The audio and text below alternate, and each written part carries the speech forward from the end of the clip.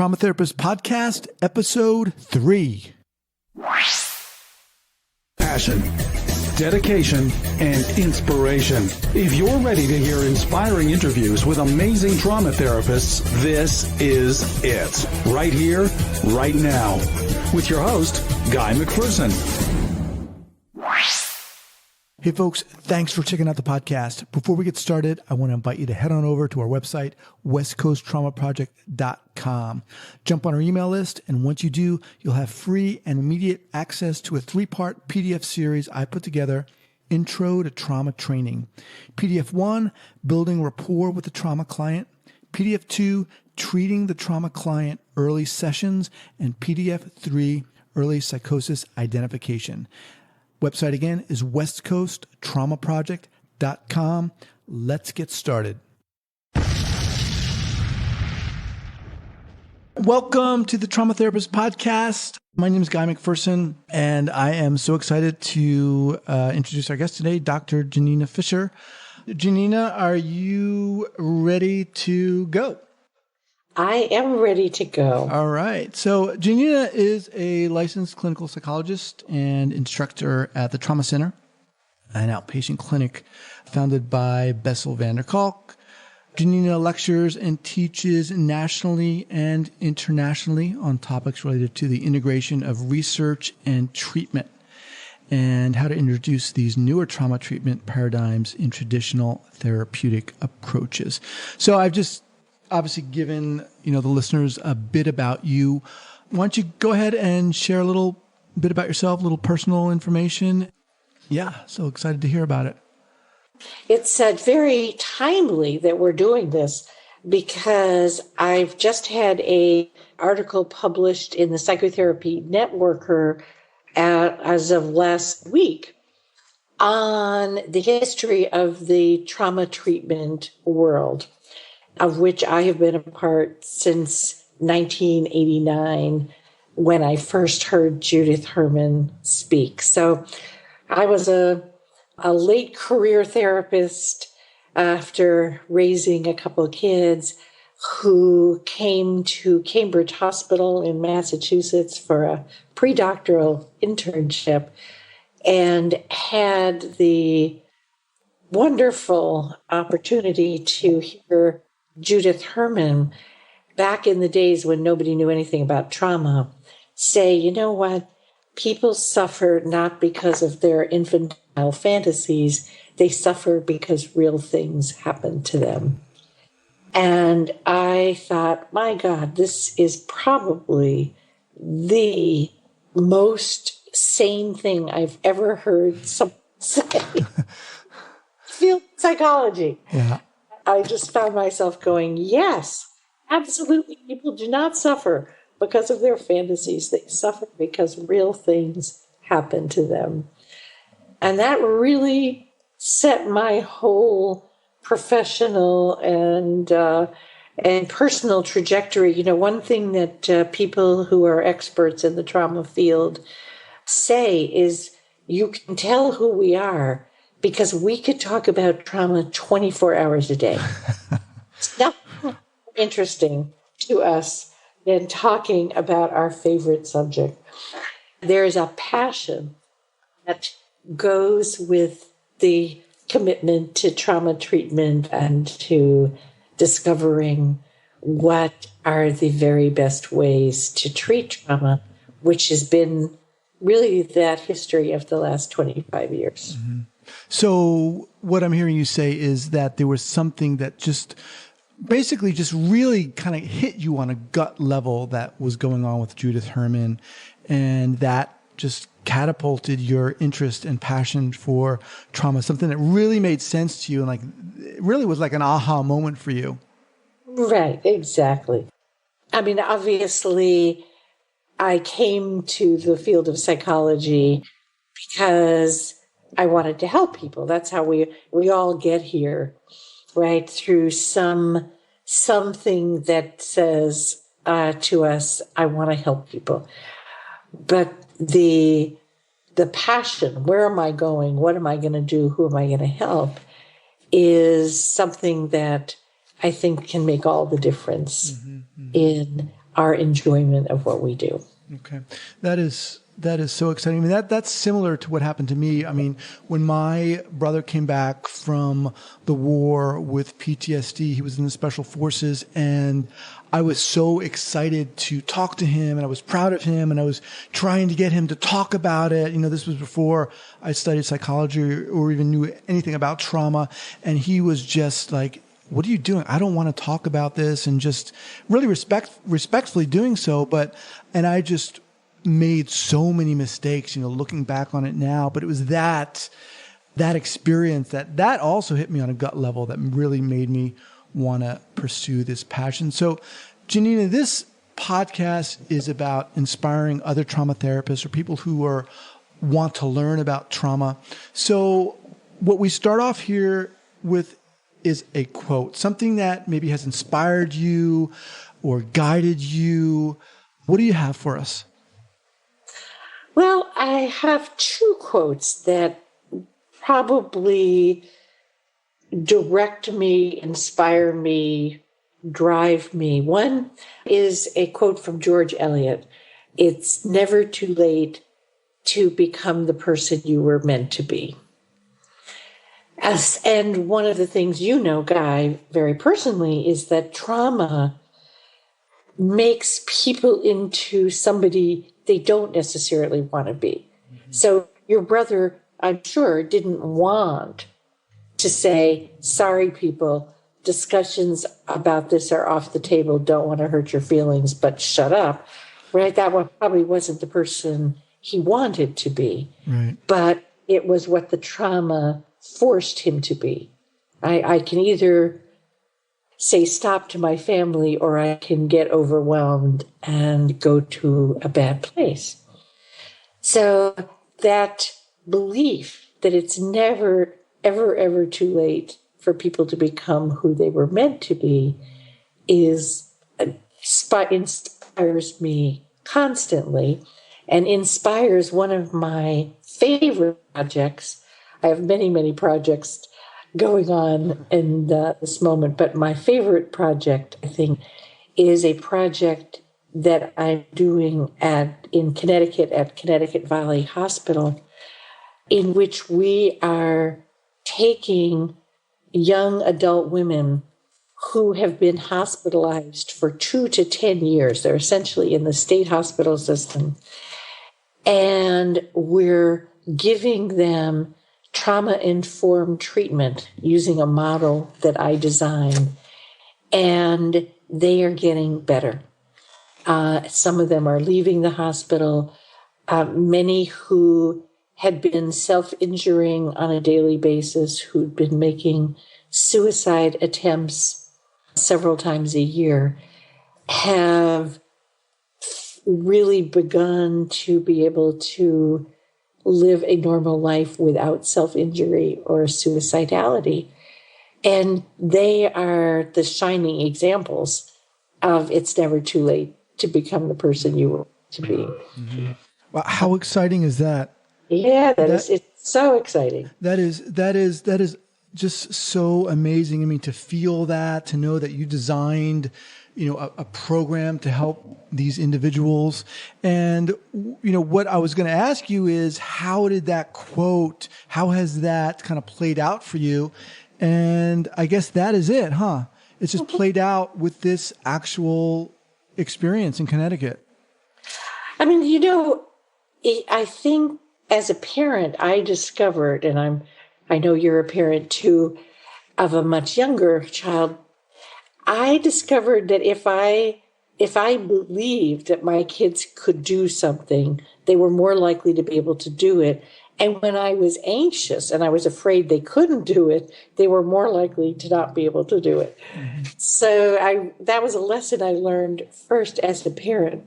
When in doubt, believe they can do it. When you're most anxious, they're going to crash and burn. Believe they can do it. Mm-hmm.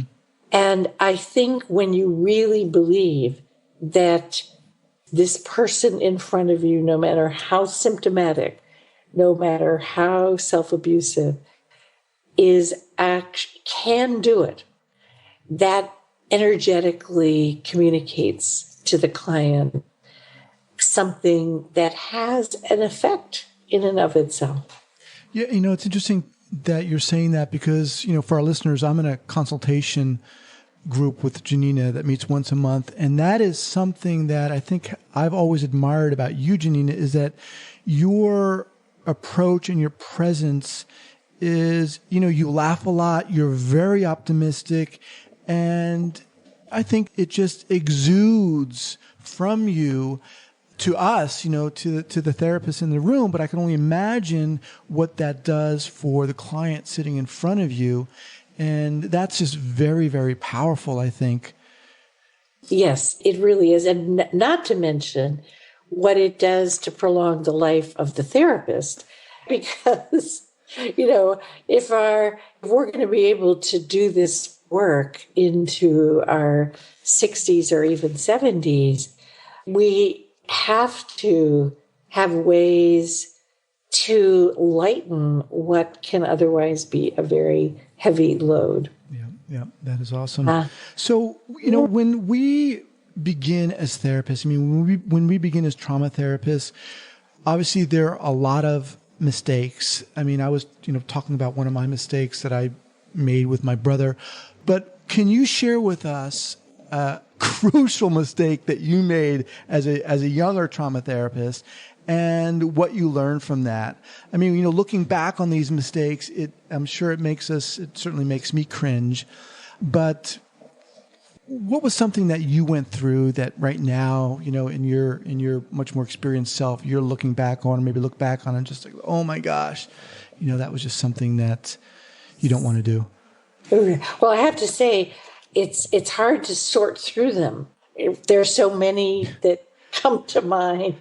Right. In fact, sometimes when I teach workshops, I say to the audience, everything I'm about to teach you, I learned the hard way.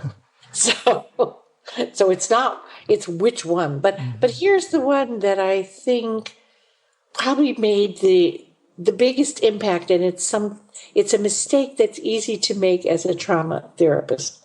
So this actually goes back to the early 90s when I had completed a postdoctoral fellowship in Judith Herman's clinic, the Victims of Violence program.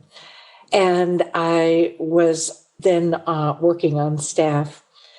And I had a woman with very, very, very severe trauma history, very severe symptoms, a dissociative disorder, really a lot of difficulty getting through the day, though to her credit, very creative and courageous, because although things were often in chaos, she often wasn't safe, she often couldn't work, and so she didn't have money. But she was very determined and very, very creative. Now, here's the clinical error. So that should be good, right? So we have a very challenging and interesting client and someone who was an active participant in her own recovery. But there were times when she became so helpless and needy, and other times when she was so unsafe. I want to hurt myself in the worst way, and I don't think I can stop myself. And I felt this sense of panic, actually in response to both. So she would say, I'm not safe, I'm going to hurt myself. And I would feel this panic, like I have to do something. Or there would be this very, very sad and poignant tone. I'm all alone and it hurts so badly. And my clinical error was to listen to my anxiety rather than to stay in touch with her strengths. So I started to offer her more support. Would it help if I checked in with you by phone? Would it help if I checked in with you over the weekend? This was before text and email. Nowadays, therapists have so many more ways to make the same mistake. Right. but back then we only had the phone. And then she started keeping a journal, which was massive, pages and pages and pages every week.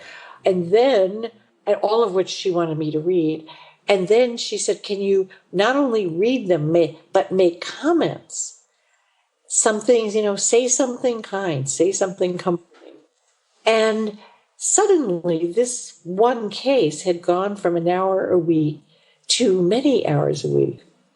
And somehow she was getting more regressed rather than more solid and less symptomatic, culminating in her starting to become more and more enraged with everything I did.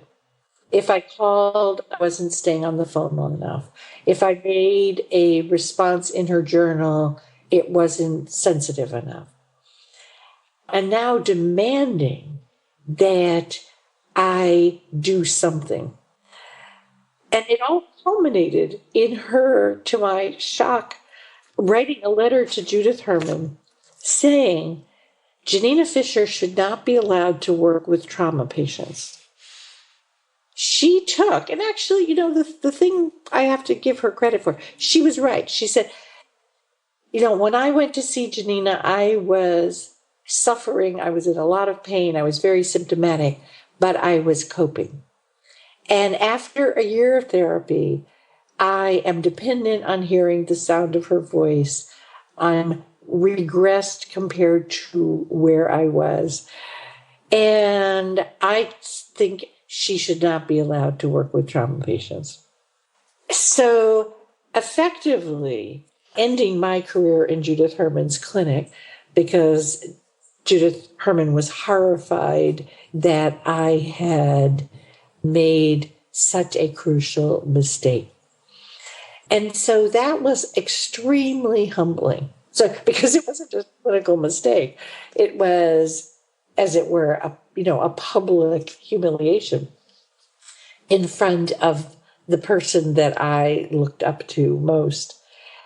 But I have to say, it was such an important experience, because what I got was that all my anxiety had been around saving her, which is something that is very, very easy for us to start to experience in working with trauma.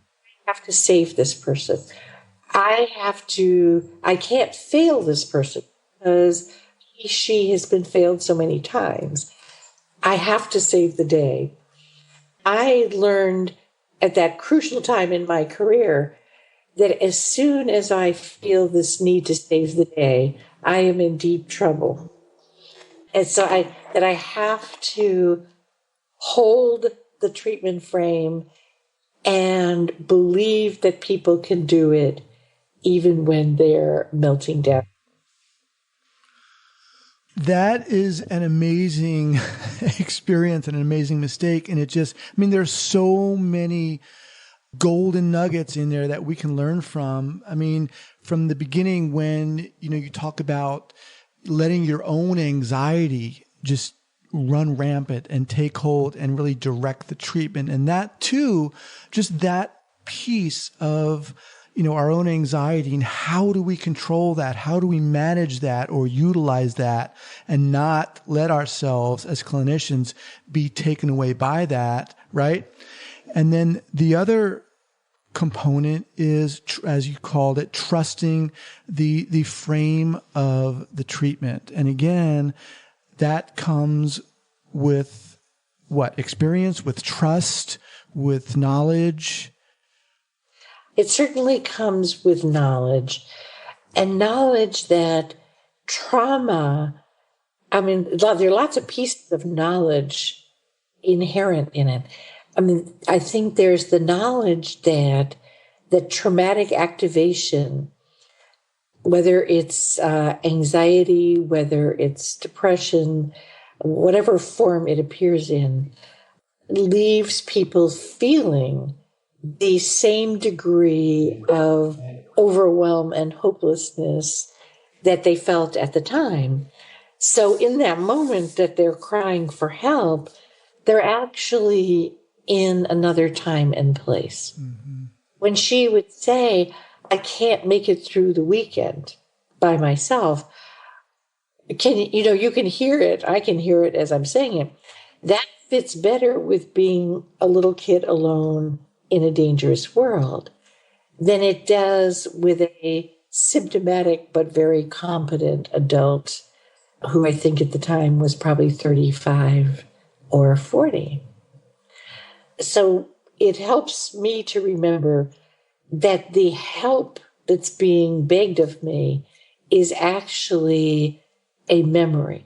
It's something that was wrong then, rather than something that is wrong now. And we're also, in Connecticut, we're also finding out that self-harm and suicide attempts of this group of patients that we're studying and working with, that those suicide attempts and incidents of self-harm invariably are related to traumatic triggers.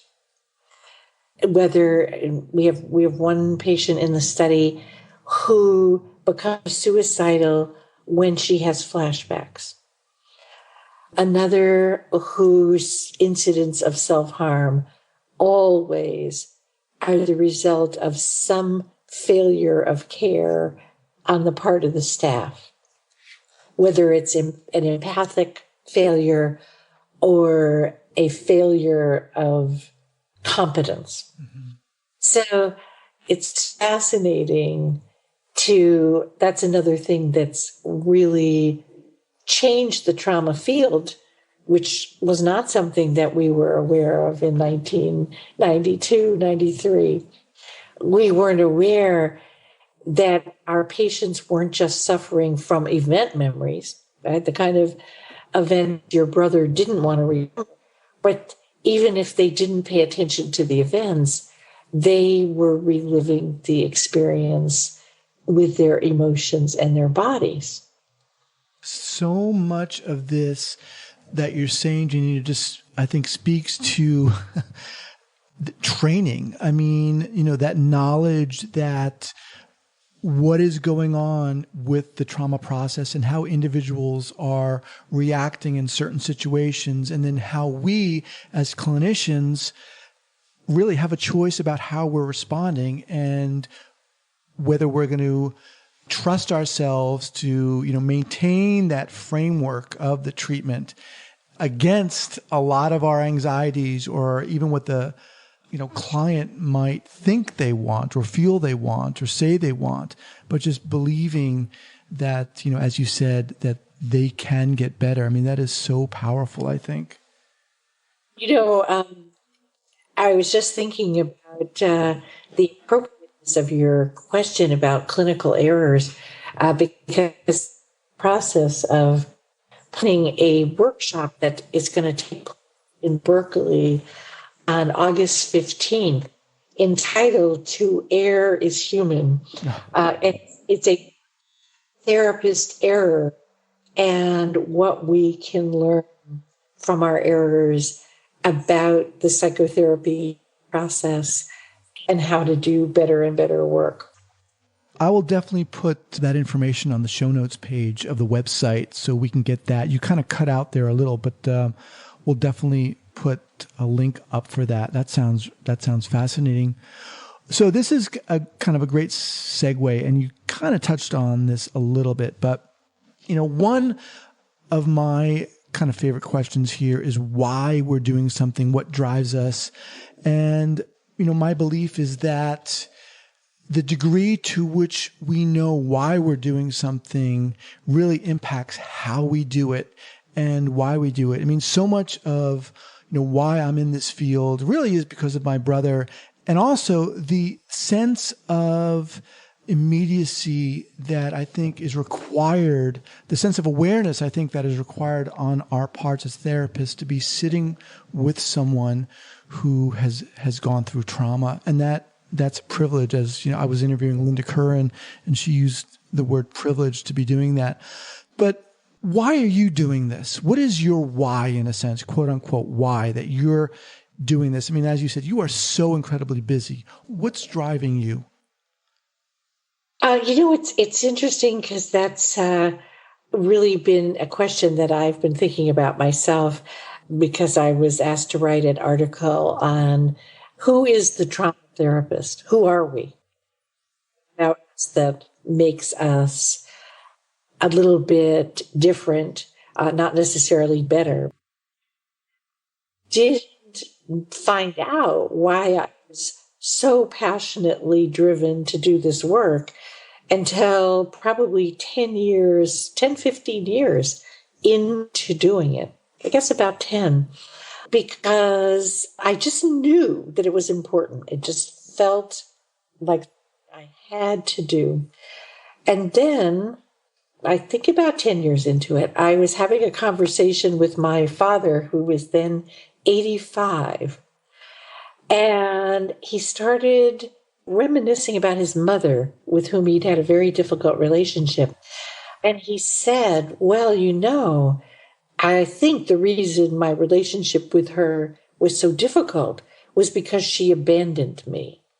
And I was shocked. So he's now, at that point, he's 85, which means I was in my 50s. And I had never heard about this abandonment in my entire life.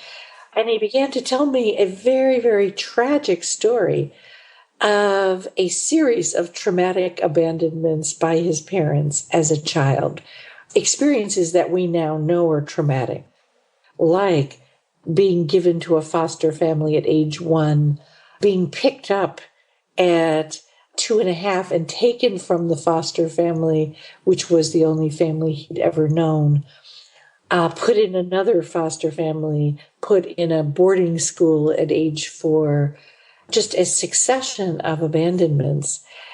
And then, as if that weren't enough, he said, and so you can see why your mother and I had a difficult time, because she was an incest survivor. And I'm like, what? Wow. I had never known about either of their histories. But suddenly I had my answer. Okay, so that's why this is something I have to do. And if you and I started interviewing, Guy, I bet you we would find the majority, not all, but the majority of trauma therapists either have trauma histories themselves, or they come from either multi-generational, or they come like you, they have somebody very important in their lives who is traumatized. Yeah, I would tend to agree. And that's one of the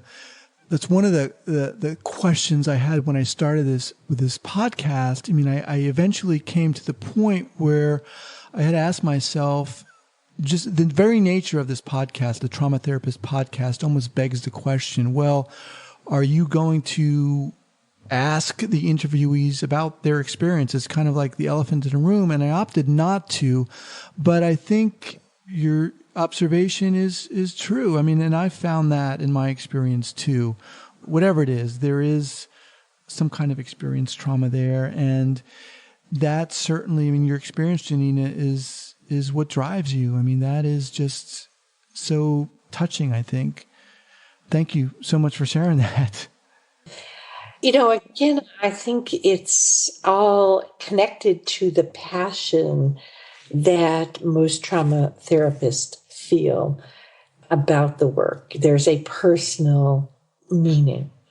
Not to say that there isn't in other fields, like I think of addictions and eating disorders, where also there is often that same kind of sense of being on a mission, not just doing a particular kind of work.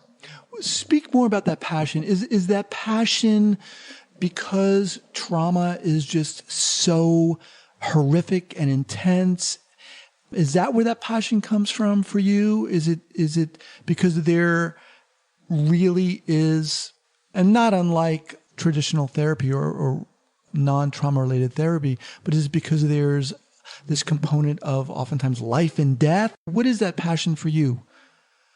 Well, I mean, again, I feel like it's I'm in a group of people who share the passion. I think that there is a sense of doing something so deeply meaningful. Mm-hmm. Secondly, there is the curiosity. And, even today when we understand so much more about trauma than we did 20, 30 years ago, there's still an element of mystery in every case.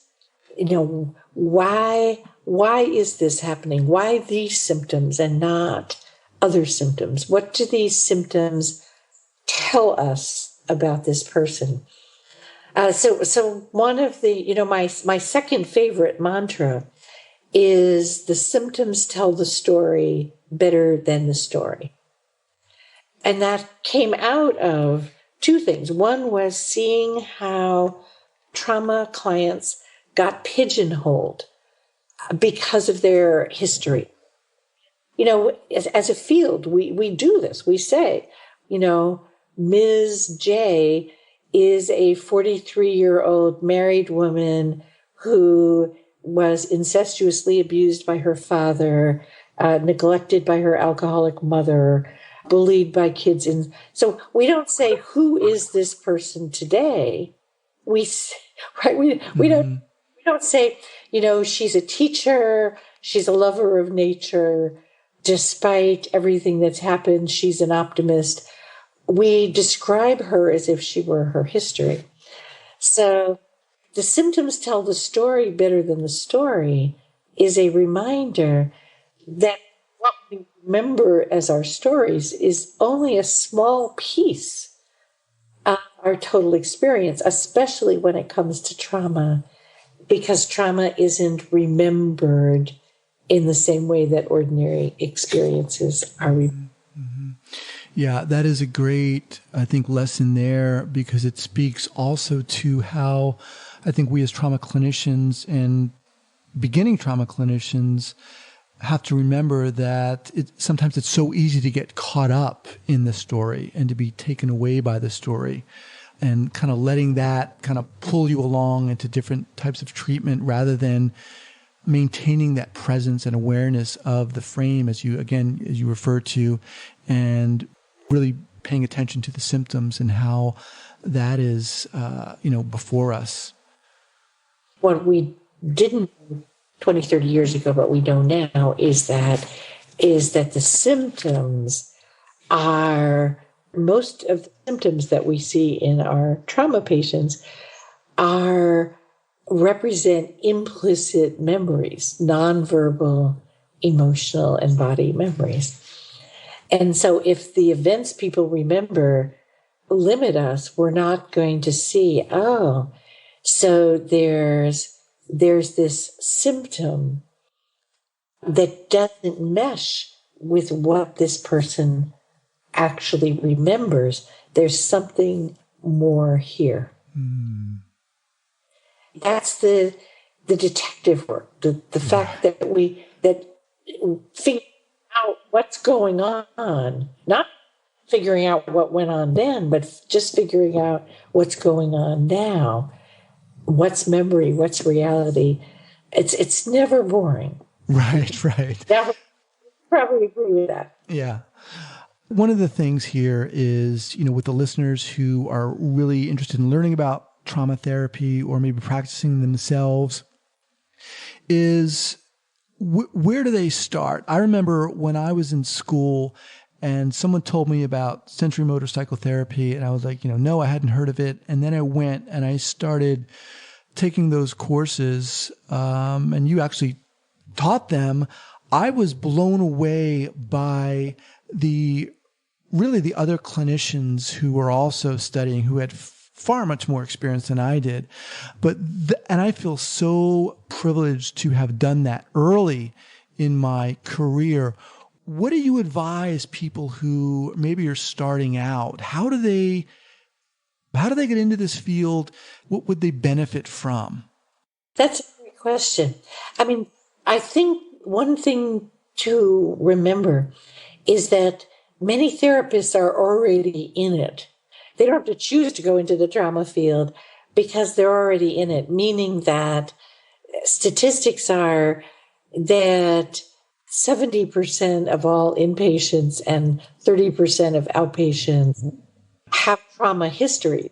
And that's just the ones with formal trauma histories, not including those who have traumatic attachment, as my father did, or those who were neglected and traumatized by what didn't happen more than what did happen.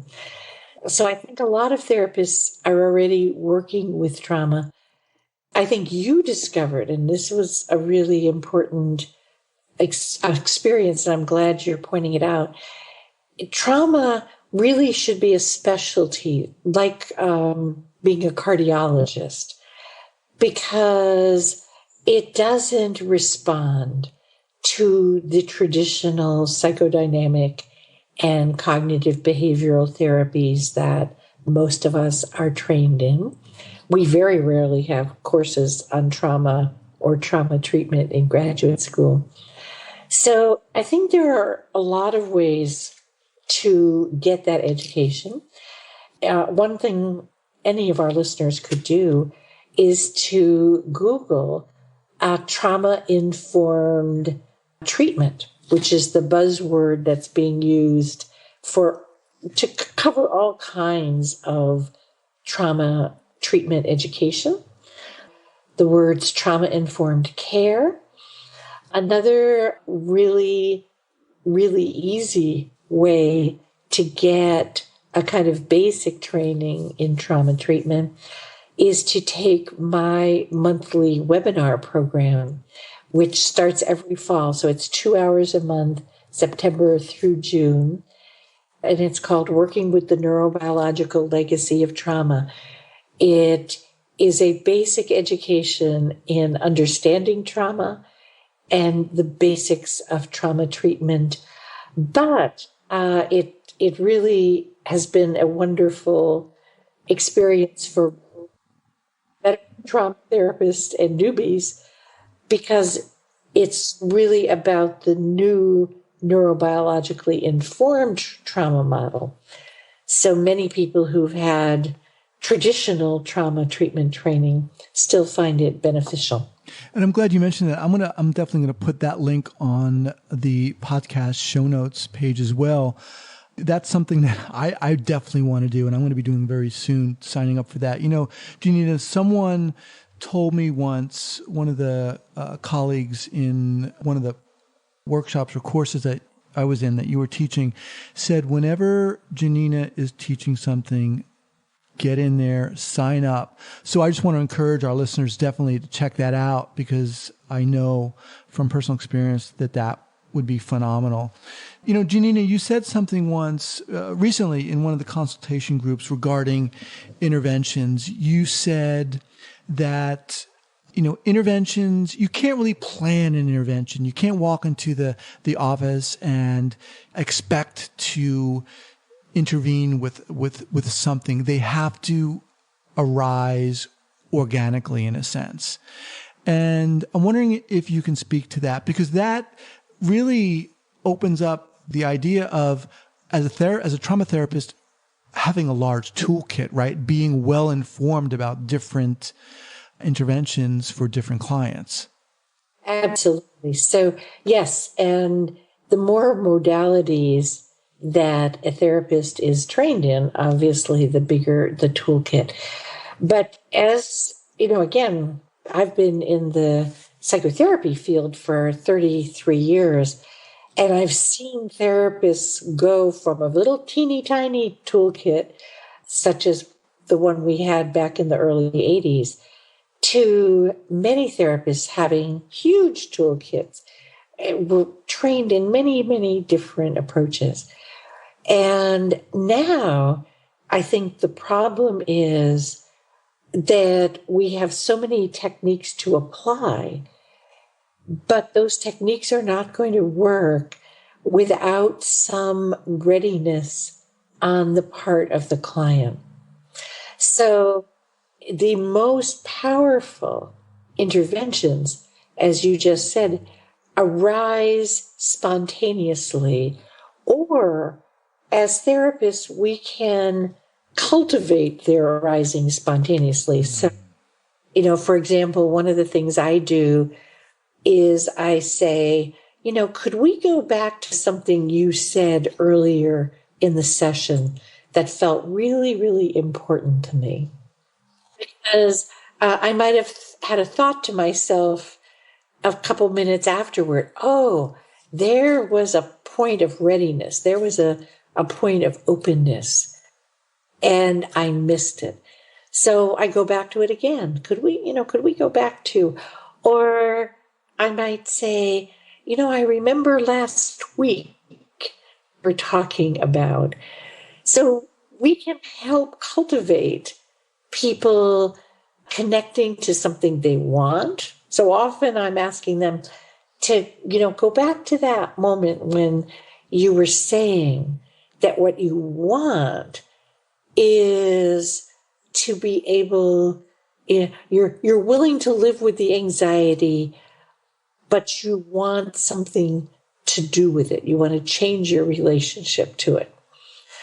Because if I can get the client to feel that, yeah, I can live with the anxiety if I don't feel helpless, then I have the perfect opportunity to say, would it be helpful if I taught you some things that might help you feel more like you had some skills when that anxiety hits?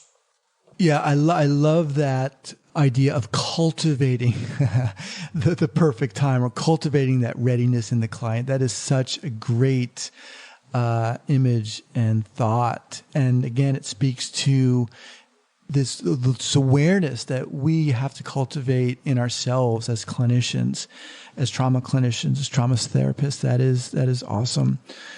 So I'm just looking at the time, and what I want to ask you, I am very much aware of your schedule, which is crazy. This specialty, this passion that we're talking about of trauma therapy, it is so demanding.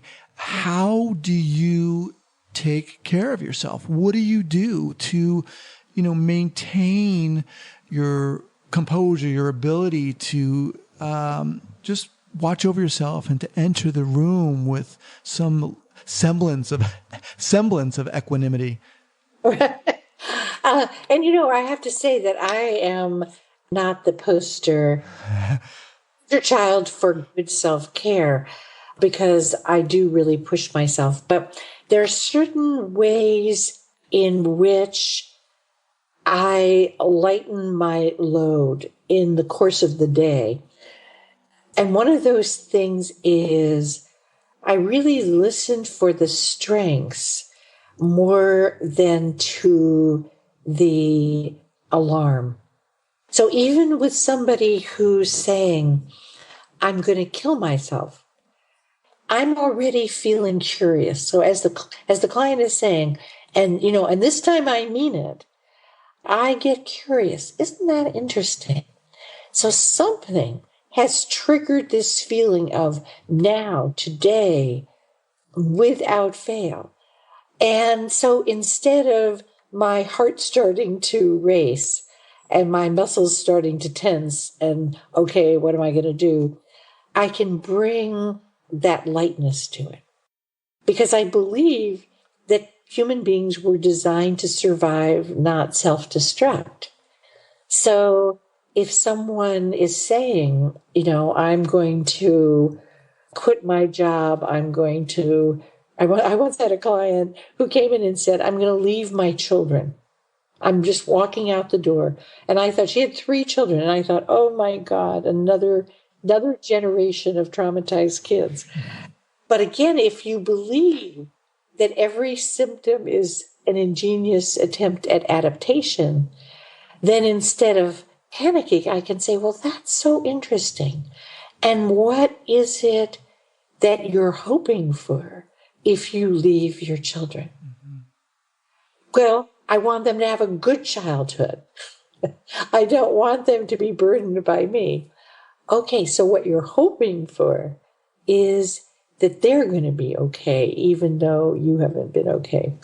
So I'm always looking for, what's this trying to accomplish? What's the resource? What's the sanity in the midst of the insanity? Mm-hmm. And then the other thing I do, which took me many years to develop, but I recommend it, is I really let go of the need to solve and fix and save the day. And that, that burden for therapists of having to save the day, I actually think is much more responsible for vicarious traumatization than exposure to memory. I think the feeling that people's lives are in our hands and only we can save them is a very, very dysregulating and disturbing situation to be in. And the more that I can believe that people will find a way, the more that I don't take on that responsibility. I mean, it's obviously, you can tell I have a responsibility to do a lot of things. Don't have that responsibility to save the day. So it's that perspective that really allows you to kind of maintain and take care of yourself. I mean, I liked what you were talking about before, where that shift in perspective from looking for the positivity in a sense and being really curious, rather than when someone's saying, I need to kill myself, kind of going into alarm mode and trying to save the day. You're maintaining this this continual awareness, which is allowing you to look for the strengths of the client, the resources of the client, and to kind of allow the healing to unfold from that way. That is, that's such a great lesson, I think, for all of us. I love that. And hopefully extend our lives and careers. Right. Okay, so we're winding down here. Before we go, can you give us 2 go-to trauma books? And now you have one coming out. I can certainly mention that. It won't be out until the end of this year. Okay. But the 2 go-to books, one is Judith Herman's Trauma and Recovery. If you really want to get inside the head of a trauma survivor, she really has done that, I think, better than anyone. And even though it was published in 1992, it is still a very useful book. And then the other is Trauma and the Body by Pat Ogden, who is the founder, as you know, of sensory motor psychotherapy. And the book that she and I have co-authored, or actually the workbook she and I have co-authored, called Sensory Motor Psychotherapy, Interventions for Trauma and Attachment, will be out probably at the end of this year. Okay. So, Janina, I just want to thank you. I mean, you've been just so generous with your time, and you've given us so many amazing golden little nuggets there. What's the best way to contact you? We're going to have all this information on the show notes page about your webinar, the workshop you mentioned, and what's the best way to contact you? And then we'll say goodbye. Okay. The best way to contact me, we'll put it on the page too. My website is a good place to look for resources. The best way to contact me is via my email address, which is Dr. J.J. Fisher, DrJJ FISHER @AOL.com. Okay. And I also want to mention you have a lot of psychoeducational resources, kind of like charts on your website, which are available for purchase that I just think are awesome too. So I'll have links for that. So Janina, thank you so much for your time, and we'll say goodbye. Okay. Thank you so much, Guy. All right. This is a great, great project. I'm glad to be a part of it. Hey, folks, thanks so much for checking us out here. If you really like what we're doing on the Trauma Therapist Podcast, help us out. Head on over to iTunes, give us a review and a 5-star rating. That'll help us get this thing going. For those of you who do give us a 5-star review, I will be thanking you personally on an upcoming episode. All right, thanks so much.